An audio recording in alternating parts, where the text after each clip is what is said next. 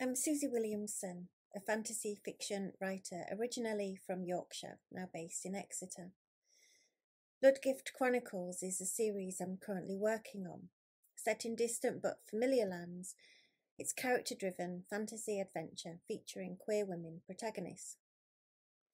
The story spans several decades, so we see the characters age and grow and face challenges, from the extraordinary to the more mundane, including big themes around wildlife and the environment, social justice and exploitation, magical gifts and curses, animism and dragons.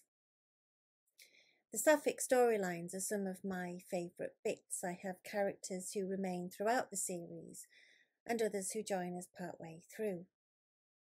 The first book in the series is called Return of the Mantra. It's the story of a young woman called Sunny who is faced with the fact that the fate of her homeland depends on her. And this book and the main character inspired me to write a character monologue, which was published in the Sapphic Writers magazine this year. And this first reading is the monologue piece. It's called This Is No Fairy Tale.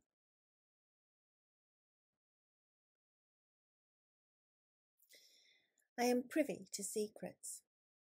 Discreet handshakes, sly nods, smuggled packages, hushed whispers, hiding in plain sight on street corners, storytellers, keeping the past alive in a town built on lies powerful enough to turn forest to dust.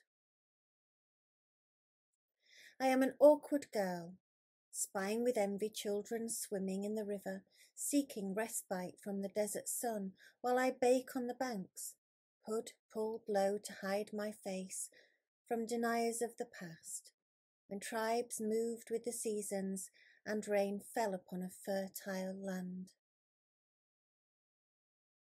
I am a student of the old ways, navigating the mysteries of my homeland, blurred lines between reality and myth, a divided people, with decimated roots, words intended to ignite a fire in the belly of a girl looking towards an uncertain future.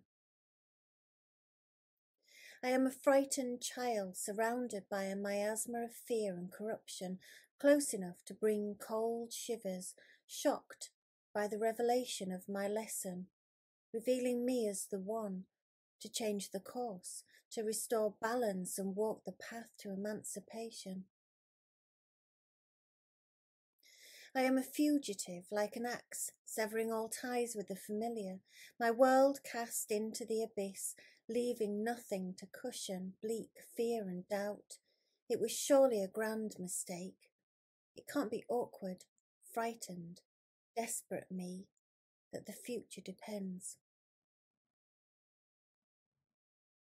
I am alone with my stories of wildlife roaming distant plains, where crickets sing out from blades of grass, topped with shining beads of dew, alone with an impossible quest, to be heard by spirits of the past, to call them forth and breathe life back into the dying lands.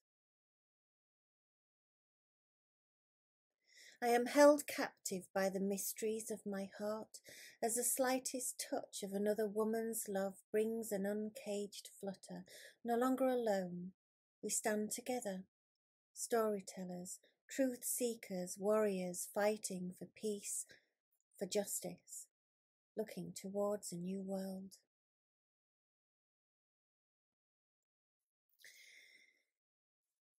There's endless scope in speculative fiction for representing human stories, and for me, representation, and in particular queer representation, is key. How we approach themes is an important aspect. I write fantasy. The fact that my characters are gay is not what the story is about. It's simply a part of who they are. Then there's the cultural environment. Does homophobia exist? Or is it a world free from discrimination? Do stories reflect the world, or can the world reflect stories? Whatever genre we write in, I think there's power in how we approach themes. In both the first two books in my series, it was deliberate that queer relationships are not seen as anything different. The first book, Return of the Mantra, has got some coming of age themes in general, but there's no coming out theme because it's not necessary in the culture. The story's not about Sunny being gay. The fact that she falls in love with another woman is a part of her character backstory. And in the end, out of all the significant relationships so far, the relationship between these two women is probably the most positive example. In book 2, The Warder, it picks the story up 10 years on from the first book. Sunny and Xandi are still together, and their relationship feels to be the most stable thing in an unstable world. And I really wanted this positive representation of a gay relationship. Having said that, as the series progresses, new lands are introduced as the world unfolds. I'm currently working on book 3, which brings a new land and a new era, complete with challenges for 2 new characters, 2 women whose love is forbidden. So I spend some time exploring this aspect of homophobia, and in particular its relationship to how powerful women in general are perceived as a threat by the existing power structure. Although I am clear that this is not a gay tragedy, but rather a powerful love story with an ending that's all the more satisfying. But back to another reading and a scene with Sunny and Xandi, and this is an extract from book 2, The Warder.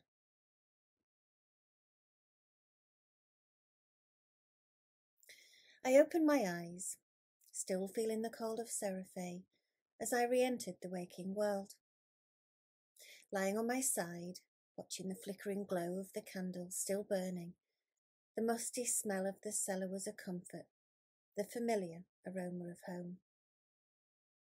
I turned onto my back, pulled a blanket up to my chin, and looked at Xandi sleeping beside me.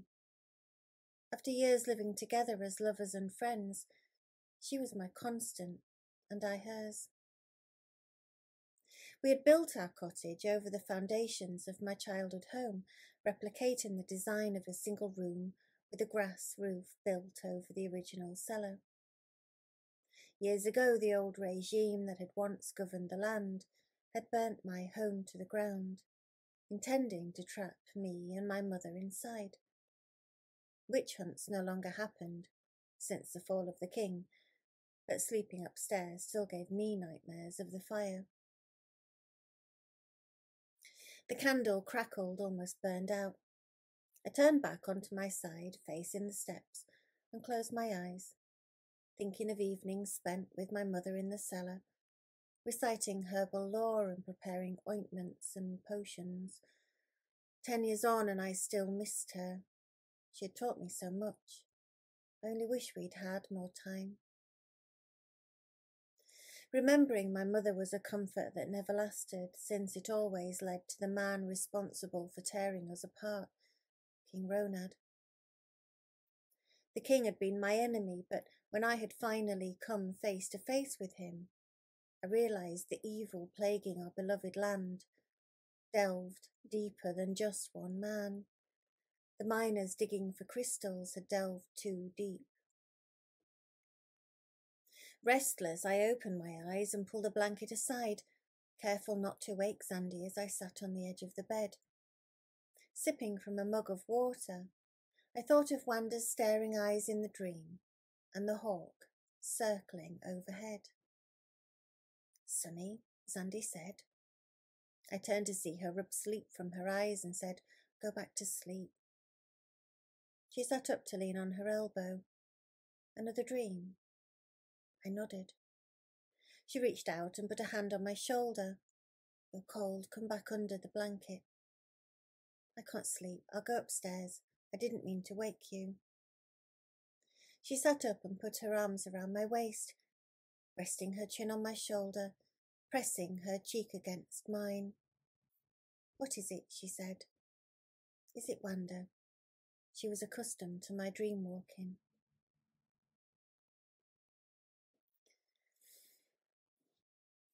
If I think back to when I was a teenager and then a young woman in my 20s and 30s and beyond, looking for stories that felt familiar with characters that I could relate to, they were noticeable by their absence. If I had found myself represented, I think it would have made a huge difference to my sense of well-being. When I started writing as a gay woman, the most natural thing for me was to reach for a sapphic protagonist. As my writing progressed, the more responsibility I felt. More queer storylines are starting to come through, but that wasn't always the case. And out of those that do get published, among them are some tiring tropes. I want to see myself and my queer community represented for all our uniqueness and individuality, featured in big stories where we can be the heroes, the protagonists, the antagonists. Representation matters. It speaks to us and affirms us. Stories gives us the companionship. They can help us to make sense of the world and our place in it. And that's the responsibility I feel as a storyteller, to channel these affirmative messages to our community and the wider world, and to play a part in writing queer representation.